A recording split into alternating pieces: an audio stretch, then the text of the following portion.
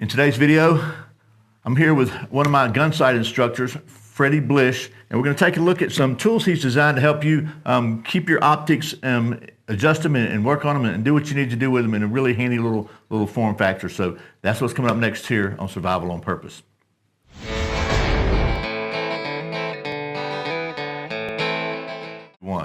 Welcome back to Survival on Purpose, your home for trustworthy information and gear reviews related to camping, survival, and general preparedness for regular folks. My name is Brian. Thanks for joining me. As I said, I'm here with Freddie, who's my range master instructor at the Gunsite 250 course, Rock and Roll. Freddie, thanks for taking time. And you made some really cool tools here, and so I was really interested in finding out how these work. Yeah, absolutely, Brian.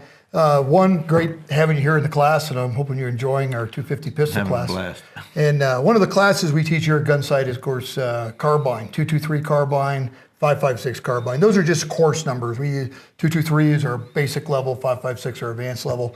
And also we have one for battle rifles too. So if you have a 308, 16-inch barrel, great class as well. But in all those classes, you've got optics on the guns. Now, after I retired from the Marine Corps, I worked for Aimpoint for 4 years as their director of military business development. While I was there, kind of conceived the idea of an optic tool. It was based off of a tool that our international sales gentleman, John Green, had come up with, but it was kind of limited in its scope of what it could do. And after I left Aimpoint, I got kicking the idea around for a while. Got with a good friend of mine who was a mechanical engineer, and with my idea, his brain power, we were able to put together a series of tools that are very, very useful for anybody that's got optics on a carbine or a rifle or a shotgun, and even on handguns. So the original concept was the one that we call the Combat Optic Tool, because it was designed to work with all optics that are in current use by the U.S. military. So, we've got the ability to adjust windage and elevation on all of the Comp M2s, 3s, 4s that are in the U.S. military, as well as EOTechs, LCANs. Then we can do windage and elevation adjustment with Aimpoint micros as well. We've got the ability to set 3/8 10 millimeter box wrench so that I can use it to tighten the mount on a LaRue tactical mount, or also on the Aimpoint 3-power twist mount. And both of those are in use in the U.S. military. The other benefit that this has is I've got a 1/4-inch box wrench that allows me to use it for the hex bit. So if I need to tighten down, get a hex bit that I could use to, for whatever reason, to tighten things down. And then, of course, a feature that people do appreciate is the ability to put 550 cord or a keychain so they can carry it on them or in a pocket. Makes it a little more difficult for them to lose it. They can dummy cord it. And then I think one of the most important features is this emergency life-saving device right here. Yeah, helps you when you're dying of thirst, open your favorite beverage. And then what's really neat is John Abbott at Hog Holsters, a mutual friend of ours, developed this really neat Kydex sheath that allows us to then take it and put it in here, and you can carry it in your pocket, and it doesn't get caught or hung up on anything. But if you don't have the Kydex sheet and you do have a pistol grip that has a storage compartment, like in this case the Bravo company, but I've also got Magpul MOE. You can store it inside there. And in this case, I've got the next generation tool, which is the Combat Sight Tool. Now, the Combat Sight Tool, original collaboration with Paul Howe. He came and he said, hey, I would like to be able to adjust iron sights with the tool. And I'm like, well, I had another tool that we had designed, but it was just sitting on the drawing board. I had to modify a little bit, which was just to add this part right here, and it all fell right into place. So it has all the other features as the Combat Optic Tool, but now I have a 1/2-inch open face wrench for loophole, Badger Ordnance, Warren, or any kind of mount that has a 1/2-inch bolt. And then also I can adjust my iron sights. So how this works, which is pretty neat. If I needed to adjust the iron sights, or in this case Magpul MBUS sights, I use this here. I can push down, and then I can turn the front sight accordingly.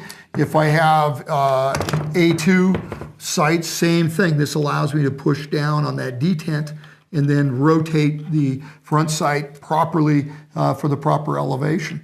But then, this part here that we use for windage and elevation also is a great screwdriver. So like if I've got, Magpul imbus sights that the older style, and like I have on this one here, which I can, use this as a screwdriver, and I can put this in here and tighten things down with it.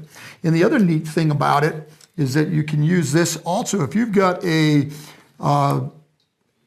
pivot pins, takedown pins on an AR. They're really sticky. Right. What you do is you use the pointy end here to kind of get it started, and then you use this Y notch here to finish pulling it out. Oh yeah, that's great. And so then you can then break it open. And you can do that both with your pivot and takedown pin on your AR.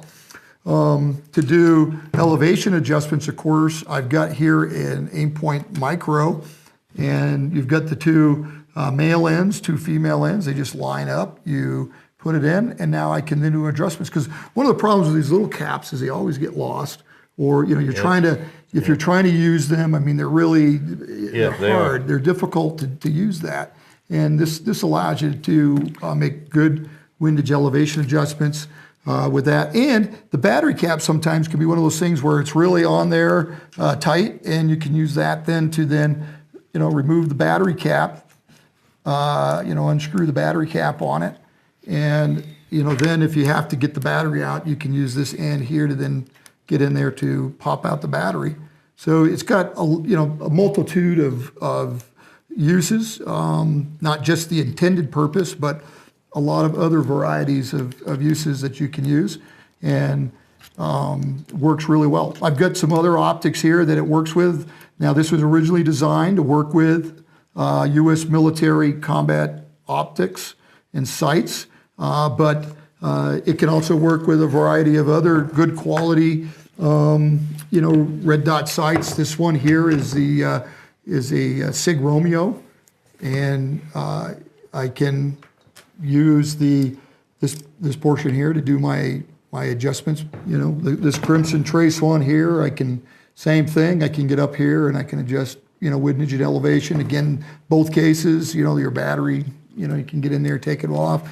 So it's got great versatility in what it does. It also has a national stock number, so the U.S. military, federal government, they can order these through DLA. And then also, it just got awarded a patent. So I've got the patent number for it now, and cool. It'll be going forward with the engraved patent number on it. Yeah, that's pretty handy. And what I like is so multi-use. It's almost like you're a Marine Corps guy. Yes, yeah. So, and speaking of that, I think that to me speaks because a lot of times people design things that they really don't have. They don't have any experience with using them. And you're somebody.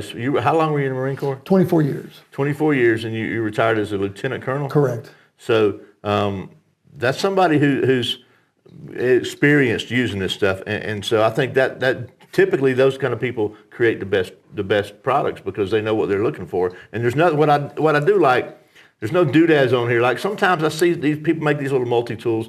It's like they got to see how much crap they can cram on there that's really useless, but they cram. But that way they can say it's X number of features, right? Right. This has got everything on here is functional, and it's not overdone, which is what's cool because I like that it fits in the grips too because you always got it with you. You've always got it with you. You can have it in your carbine and ready to go. So and that sheath that John makes is really nice. Is very handy as well because especially if you're carrying your pocket. Because when I originally sometimes I'd put this in my pocket when I'm teaching a class to make adjustments, and that'll poke you. Poke you.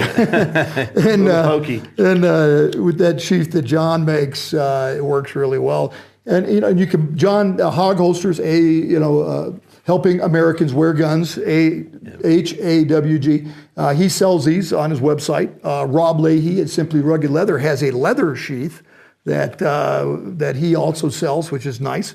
And then of course you can buy them here at Gunsite, LaRue Tactical. Wilson Combat I think still carries them. tactical night vision company. Of course, they can buy them from my website at combatsitetool.com. And a new tool we just introduced is called the Hunting Optic Tool. So for those that are like, hey, I don't have an AR, I don't have battle rifles, well, now you've got a tool that will work with your optics that you use in a hunting capacity. So you still have that 1/2-inch open face wrench, ability to adjust windage and elevation on the older optics that don't use finger turns.